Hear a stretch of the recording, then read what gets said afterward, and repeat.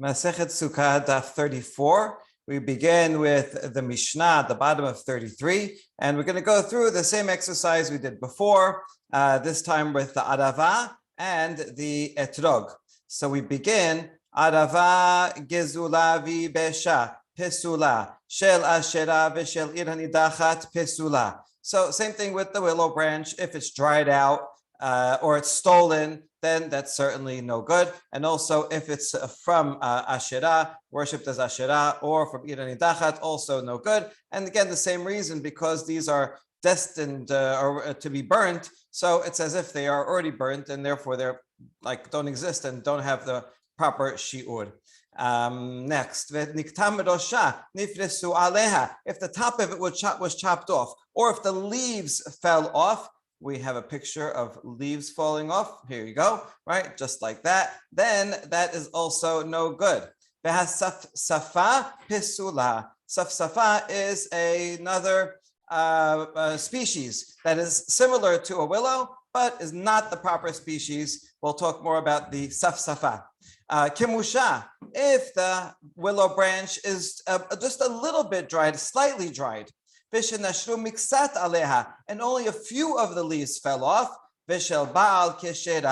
and Baal doesn't mean it's for not like Asherah, not Baal as in the idol, but rather Baal means a non-irrigated field. It means a field that is not next to water, and therefore you can't bring the water there. Rather, it depends on rainfall.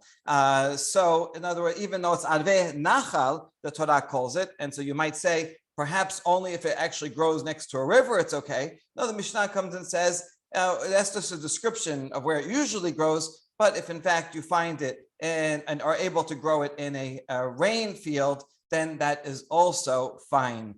Okay, this is important. The Nashub Miksat Aleha, a lot of times by the end of the holiday, some of the leaves either get a little bit dried out or some of them fall off. As long as the majority of the leaves are still on there, then that is okay. All right, so that's the Mishnah. Now, Tenora Banan Arbe Nachal. So we just give a derivation. The pasuk says that's these willows of the brook, and that means that generally they grow on the brook. It doesn't mean that it's pasul if it doesn't grow on the brook, because the Mishnah just said shel Baal Keshera, but that explains the name. Davar acher arve nachal she'ala shela mashuch kanachal. Or another interpretation is that the leaf is elongated, has a shape of a brook that is also long and thin. Tanya idach, another braita, arbe nachal, en li el arbe nachal shel Baal v'shel harim minayin, tamod lomar arbe nachal mikol makom. If you had the words arbe nachal, I might think perhaps only if it actually grows on a river, but if it was in a non-irrigated field, or if it was found on mountains and happened to grow there, how do you know that that's okay? From the plural, arve nachal means not just one type, but all types of aravot, even if they don't grow on a nachal. So it's interesting, they kind of take it to mean the opposite of the literal interpretation. Okay. Abba Shaul Omer Arbe Shetayim Achat Ladula v'Achat LaMikdash. Abba Shaul says the plural of Arbe is not coming to teach you no matter where it grows, but rather that you have to take two different types of aravot for two purposes. One for the lulav, and for that we'll see how many we need. But another one for the mikdash. So there was another ritual that was done in the times of the Bet HaMikdash. Every day they would take aravot and march them up and put them all around the mizbeach, and that would beautify the mizbeach. So you need another one for that. All right, we'll talk more about that in the future. Good. Now, Rabbanan lamikdash minalehu. Rabbanan that used the word the plural arve nachal to teach you that no matter where it grows, it's okay. But they also agree that you need to bring aravot for the mikdash to decorate the mizbeach. So what's their source? Their source is not from any pasuk. They learn it as a halacha, a tradition. Damar Rabbi Aseh, Amar Rabbi Yochanan, Ayaser netiot, Araba, Venisuch hamayim, halacha leMoshe Misyan. Rabbi Yochanan said that these following three halachot, if you have 10 saplings within a bet se'ah, you are allowed to plow it the month before Shavuot. That's exactly now, actually, today, right? Shavuot is about to start in Tishrei, and already some of the laws apply now. Right now, you cannot go and plant a tree, because that's going to, your planting is going to start growing during Shavuot.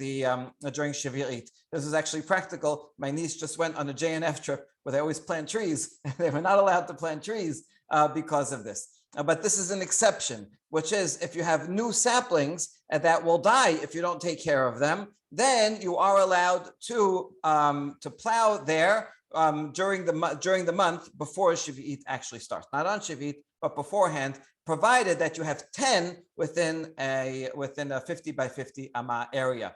That there's no source for it in the Torah. It's halacha Moshe Sinai.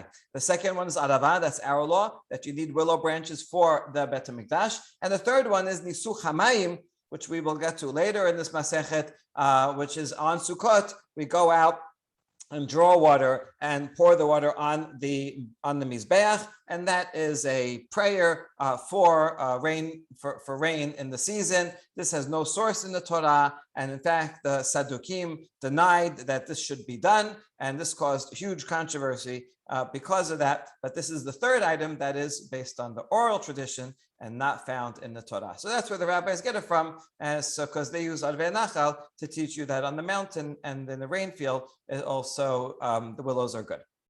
Okay, our next paraita, Tenor Banan, Arvei Nachal, Hagedelot al HaNachal. Perat lesafsafa hagedela ben heharim. So now we're going to use Arvei Nachal. We used it before to include, but now it's also going to exclude some things. So Arvei Nachal, only those that grow on the brook, and not this safsafa that grows on the mountain. Okay, this is not contradicting the other previous one. If you have a willow, the same willow that usually grows on the water, and you happen to find the mountain, that's okay. But this safsafa is particular to the mountain and is not a willow. It looks similar, but it's not the right thing. Amar Rabbi Zerai, my kira'a, kach al mayim rabim safsafa samo.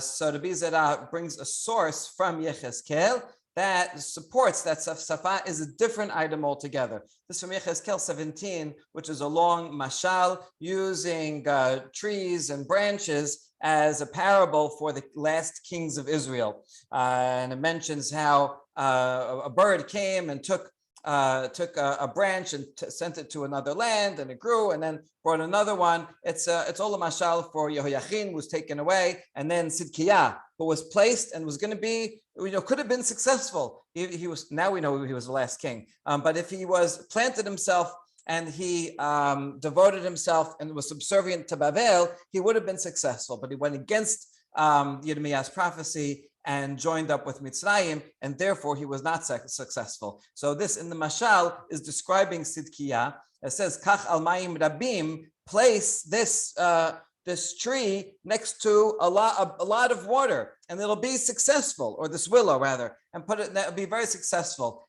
And then it says, set it as a safsafa. So here's the English translation. He took some of the seed of the land and planted it in a fertile field. He planted it like a willow beside abundant waters. So you see the translation, it's you have to move around some of the words to make it fit. Kach al mayim rabim, so put it next to abundant waters like a willow, safsafa, samo, he planted it, right?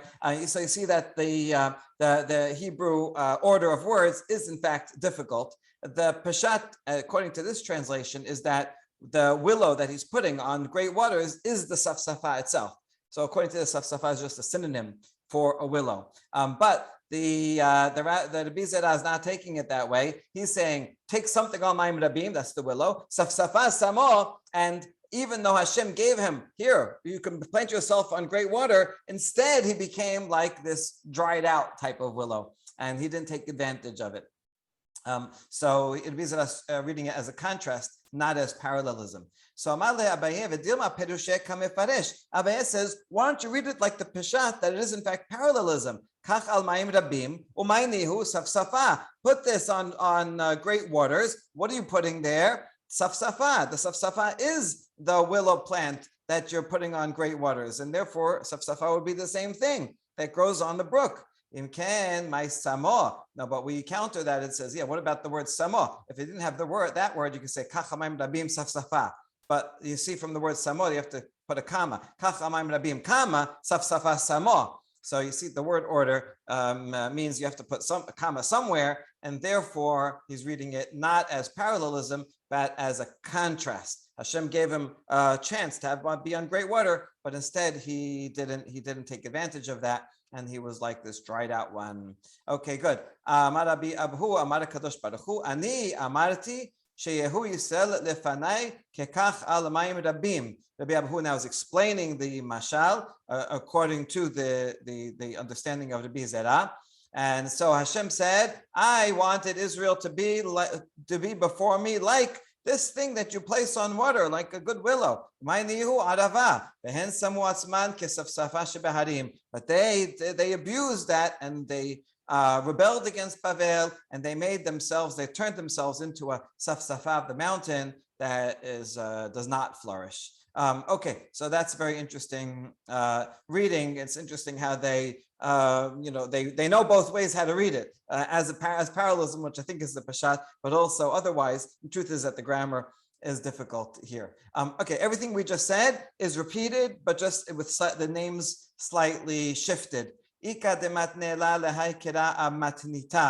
Some say that this pasuk is the conclusion of the Baraita directly. It goes right in.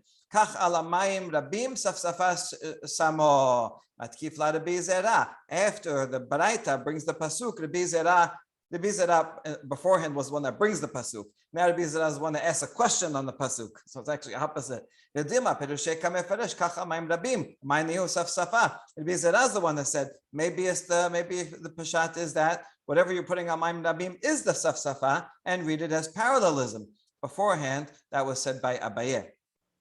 Now Rabbi Zerah says it. Imken my samo. But if so, how are you going to read the word samo? If you're going to read it as all one unit, Amar Rabbi Abhu, Amar Kadosh Baruch Hu, Ani amarti shu Yisrael lefanai kekach al yam al mayim rabim umayni hu arava v'hen samu asman kesafsafa shebeharim. And so now Rabbi Abhu explains the reading of this midrash that Hashem wanted to make Israel like a plant on great water, which is arava, but they missed the opportunity and ended up being like a safsafa, which is not on water. And so you see, according to this, safsafa is a different species and not kosher to be used as a willow. Okay, tenora banan, ezihu arava ve'ezihu safsafa. Now, what if you want to know the difference? How could you tell the difference between these two species? Arava kaneh shela adom. We're going to have three traits to look at. Number one, adava, the stem is red. Ve'aleh shela mashuch, and the leaf is long. Ufiha halak, and the edge of the leaf is nice and smooth. Safsafa, on the other hand, kaneh shela lavan, has a white stem. Ve'aleh shela agol, and its leaves are round. Ufiha domeh lemagal, and the edge of the leaf is serrated like a sickle. Right, so you see here's a picture of something serrated, and here's a picture of a magal. We're not talking not specifically about the shape of it, but rather the serrations in the teeth in it. Okay, so that's how you could tell the difference between them. Where am I? Yeah. Okay. Safsafak Dome lamagal kasher, dome lamasar pasul. Hold on. You just said that the asafsafa that is no good because it has teeth like a sickle. But we have another baraita that says if you have an arava and the leaves are like a sickle, magal, it's okay. But if it's like a saw, it's no good. Apparently, a saw has more serrations and they're uneven. So if it's if a little bit serrated, it's okay. If it's very serrated, then it's bad. But this says that like a magal is okay. And you just said that like a magal is not good, because then that's one of the signs of a safsafa. So which one is it? Amar Abaye, kitanyahi bechilfa gila. Oh, that baraita was talking about something else altogether. It's a willow, which is a regular willow and it's kosher, except and it has all the other signs, except that it has serrated leaves. But otherwise, it's okay. So if it's that kind, then it's permitted, even though it is a little bit serrated but not if it's very serrated. But it's talking about something else. The word chilfa here, the word chilfa is the same as the word arava, and gila is the type of it. So we're going to learn more about this word chilfa. Abaye says, oh, from just as a side point, since we know all that, since we realize that, we learned that the chilfa gila is in fact kosher to be used for a lulav. Peshita, isn't that obvious? Why not? Why would it's a willow? Chilfa means a willow. I might have thought, since it has another modifying adjective, chilfa of gila, that indicates it's a different species. But no, not so. Now what we learned is that it's okay, and the modifier is not important. Wait, maybe the modifier is important. Maybe really it should be pasul. The Torah didn't say that you have to bring an arava or a chilfa. It just described generally arve nachal. Didn't give a specific species, and therefore we can plug in the correct ones, and even though it has a slightly different name. Okay, and now we're going to learn a lesson about language, which is that often words change meaning over time. And so here's a list of words that change meaning over time. And it's very good that the rabbis recognize these changes in meaning, because it makes a difference in halacha too.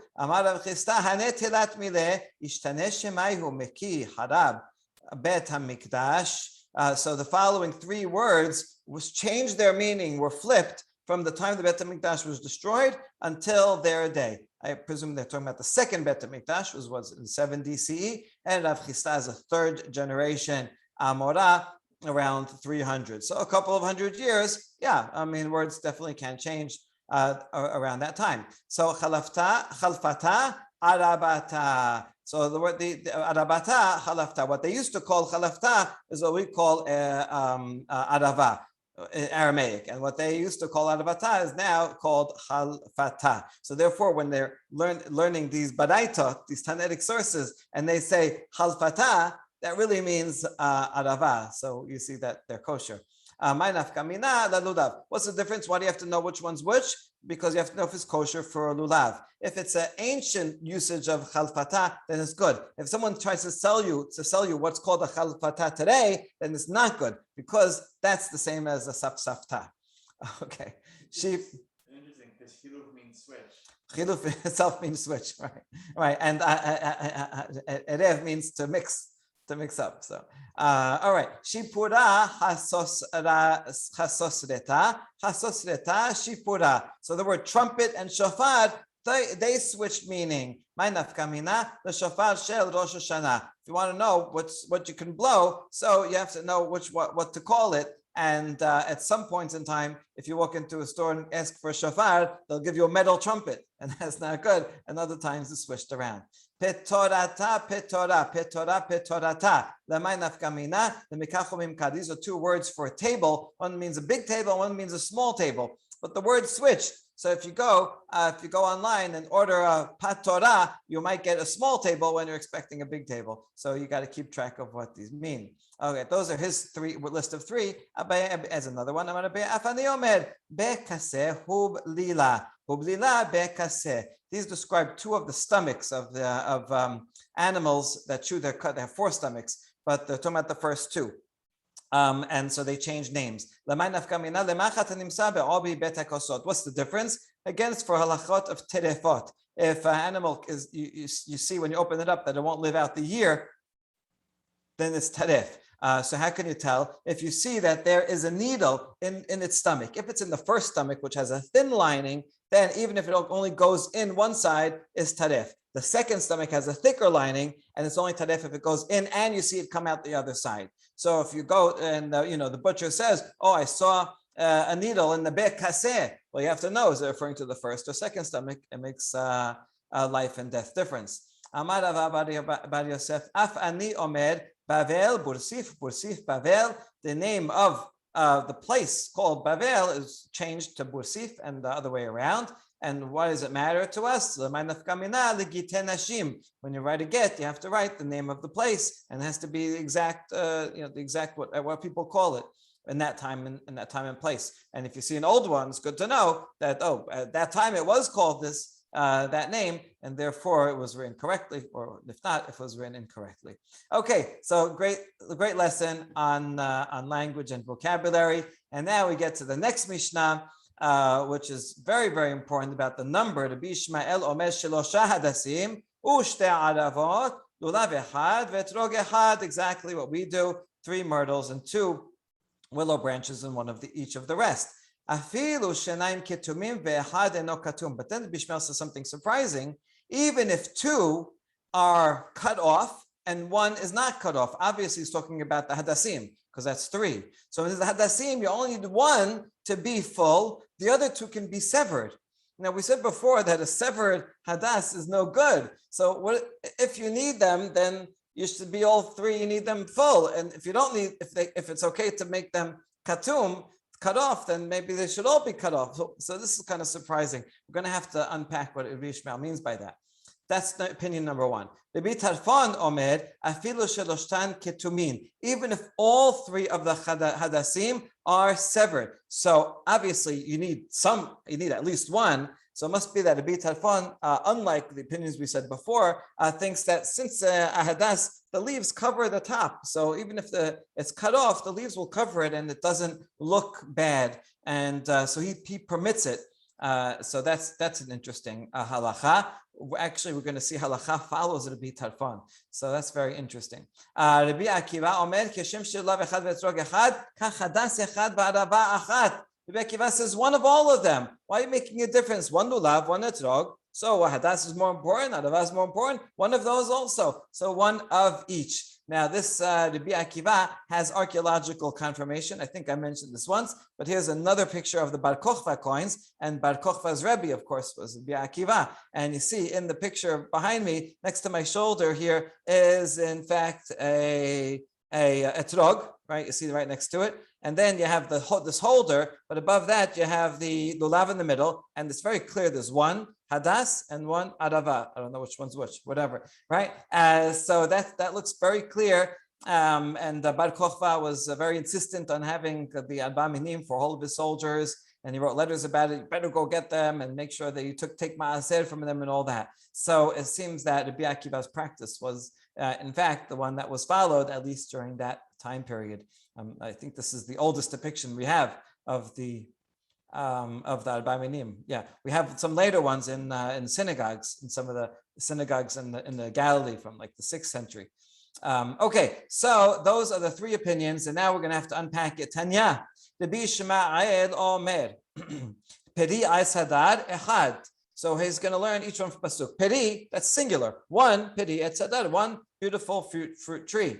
Kapot temarim. The word kapot is plural, but it's written without a vav. So it's written, the ketiv is singular, like kapat temarim. Therefore, we consider it read that way, and we bring only 1 lulav.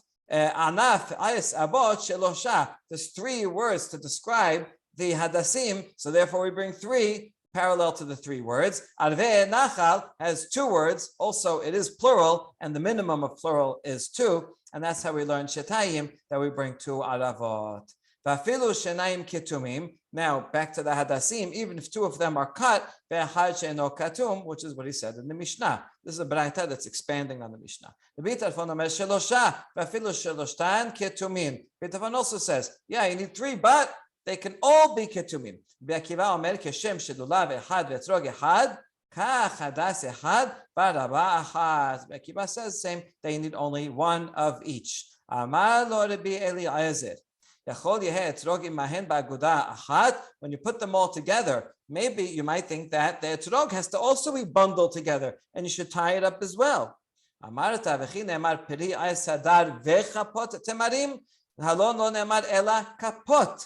the pasuk says "Ukatem lachem b'yom rishon," peri sadar, and then there's no vav after that, which means that's separate. And then it says kapot temarim ve'al benachal so you do have a vav between the lulav and the rest of them. So that vav connects them and says you have to tie them together. But between the etrog, there's no vav, so you don't tie it together. שתהא לקיחה תמה. We're reading the word ulkachtem as if it's two words. Ulakach tam, right? Take it full. You have to take all of them together, which means if you're missing one, you don't say a beracha. You can take it just as remembrance, so that you don't do nothing, and you remember for next year to do it. But you have to have all four in order to fulfill the mitzvah. Interestingly, you don't have to actually pick up all four at the same time. If they're all in front of you and you pick them up serially, it's also permitted. You also fulfill the mitzvah. Okay, but you do have to have all of them. Okay, so now they're going to ask some questions on this baraita. Ma nafshach? איש שלמין באה, לי באה נמה כולהו. היא לה באה שלמין, אפילו חד נמי לה. Rabbi Ishmael, you said you need 3, but then you said you need 2. 2 can be cut and 1 full. So wait a second. If you need them, if you require that hadas be complete and it's not allowed to be cut off, then all of them should be complete. And if you don't require that they to be whole, and you're okay with a cut hadas, then even one of them, then all of them can be cut, and you don't need one to be full. So which one is it? You consider hadas to be full, a cut off hadas to be kosher or not kosher? Make up your mind. Amar bi ra'a, amar bi ameh, chazar bo Rabbi Ishmael. Amazing thing. Actually, Rabbi Ishmael changed his mind and really thinks that you only need 1 hadas, and maybe also 1 arava then also. And even though at first he said 3, he changed his mind. He didn't change his whole formulation, maybe just because they memorized it already that way, but just added to it, oh, you only need 1 kosher one. So this is quite an amazing thing. And this is actually halacha l'maaseh. If you can't get 3, and you can only get 1 of each, then you fulfill your mitzvah, and you could take 3. There's machloket about where they say beracha on it, but you can do that. Obviously, we want to try to, and we usually do, find 3 and 2 and 1 and 1. So we follow Rabbi Ishmael's original opinion. We try to, but actually from the letter of the law, in fact, you only need 1 of each. Really amazing. So it's a good thing you learned Daf Yomi, otherwise you never know that. Amar Rav Yehuda Amar Shemuel, halacha ke Rabbi Tarfon. He says, Shemuel in fact says halacha is like Rabbi Tarfon, that the hadas can be cut off. If it's cut off, it's okay. The hasdash, again, you don't want to do that. You want it to be more beautiful. But if you don't have such a thing, it's okay. The hasdash Shemuel ta'amed, amar lehu Shemuel lahanhu, de mizbene asa, ashvu v'zabinu, ve'ila darish nalechu ke Rabbi Tarfon. Sounds like the myrtle sellers were gouging the market. And so they were raising their prices too high and making it difficult for people. So Shemuel came and threatened them and said, listen, you sellers of myrtles, if you don't make your price fair, then I'm going to say the halacha is like Rabbi Tarfon. And that would mean that the price would go way down, because then you don't need your nice, beautiful hadassim, and it's much easier to find broken hadassim with the tops severed. So that was his threat. So what do you see from here is that, he wouldn't make that threat if it was against halakha totally. So it means that he agrees with Rabbi Tarfon. Now, why doesn't he say it if he agrees? Well, maybe he wants people to try to make a hidur mitzvah and to try to get full ones. So that's why he doesn't say it. But if they're going to take advantage, then he will say it. There's a similar halacha like this regarding the pots and pans on Pesach, right? That he also makes a threat to the pot makers if they overprice their pots before Pesach. Okay, or after Pesach. Now, my ta'ama, what is the reason? Now,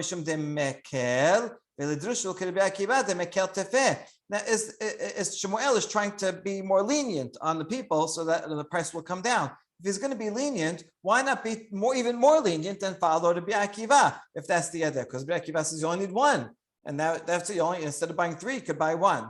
And the answer, Tilata katumeh shechicha, had velo katum lo shechiach. Actually, no. Rabbi Tarfon is more lenient than Rabbi Akiva, because it's easier to find 3 cut myrtles than 1 full myrtle. And so, really, the cheapest would be to go with Rabbi Tarfon. All right. So that's all of our discussion on how many of each species we need, and we'll just finish off with the next Mishnah, not the Gemara yet, but at least we'll learn the Mishnah about the etrog. Etrog hagazol vayabesh pasul shel ashera v'shel enei dachat pasul. Good. So this formula applied to all of them. But here we couldn't put them all together because each species also has its particular laws. Shel orla pasul. Orla only applies to fruit. So this is from a fruit tree. If it's within its first 3 years of growth, then it cannot be used. You cannot get any benefit from it. And the Gemara will discuss why, but the idea is even though mitzvot lav lehenot nitnu, and so you're not getting personal benefit from them, nevertheless it does say ul kachtem lachem, take for yourself. So it has to be something that you can benefit from, and or la you cannot. Shel teruma temeah pasul. Teruma belongs to a kohen, only can eat it. And if it's tameh, even a kohen can't eat it, and he still certainly can't eat it. So nobody can eat this, and therefore it cannot be used. It cannot be yours, so it cannot be used as a etrog. That's pasul. Also, shel teruma tehora lo yitol vim natal kasher.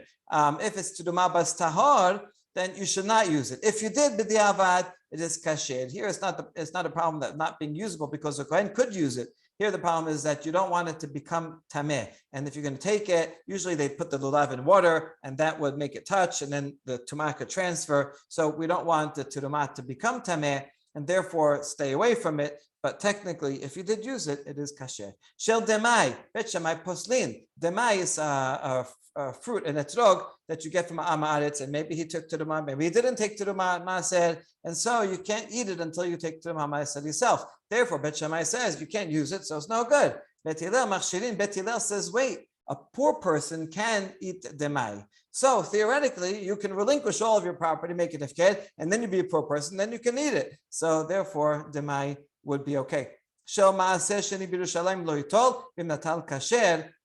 A maaser sheni that the farmer brings to Jerusalem, that also has a law that you can't make it tameh. So that's the same thing as teruma tehora. So you should not use it, but if you did, it is fine because you can benefit from it. Okay, good. So those are all laws that have to, in particular, to do with fruit. Al tahazazit al rubo. Now, if it gets a blemish, kind of boil-like blemish on most of it, that's no good. Nitela pitmato. Or if the top of it, here you go, here's the pitom, the top where it grows from the bottom, from the okes. This top is where it would blossom. And if that gets cut off, it's no good. Actually, we're talking about the first day when it's no good. Niklaf, nisdak, nikav vechaser, kol shehu, if it's peeled or split or has a hole in it, and because of the hole, it's missing something, right? The hole is something dug out and there's less mass than there was before. All those cases are pasul. Here's a picture of if it's split down, in it, that's no good. This is a picture of a boil thing that has if that's on most of it, that's no good. Okay. Yeah, where am I? Okay, if it just has a little bit of chazazit, okay, all those are pasul. Now here's the ones that are okay. If it has like a blemish, like a boil, just on a little bit of it, on a minority, or nital ukso, or the bottom of it got cut off. Nikav velo chasar kol shehu kasher. If it got a hole in it, but there's nothing missing, there's no flesh. It got a hole, but it's just pushed off to the side, then those are kasher. Etrog akushi pasul. If an etrog is black, then it's no good. If it's green, which means it's still not ripe, posel. We saw this machloket already. Meir says okay. Shiur etrog katan. Meir omer kaegoz. A smallest etrog you can bring is a walnut size, is permitted according to the Bimeir. The Biuda omer kabesai. Biuda says no, it has to be nicer. It's too not nice if it's so small. It should be at least as big as an egg size. Ubegadol, what's the biggest? Biuda wants it to be a nice size so that you can hold two in one hand. Any bigger than that, it's gigantic. It doesn't look nice. Rabbi Yosef says it can even be so big that you need two hands to hold one etrog, and that would still be permitted. So that's the minimum maximum size, and we'll see all the details of the etrog and the reasons for each of these laws on the next stuff. Baruch Adonai Le'olam. Amen ve'amen. Thank you, Rabbi.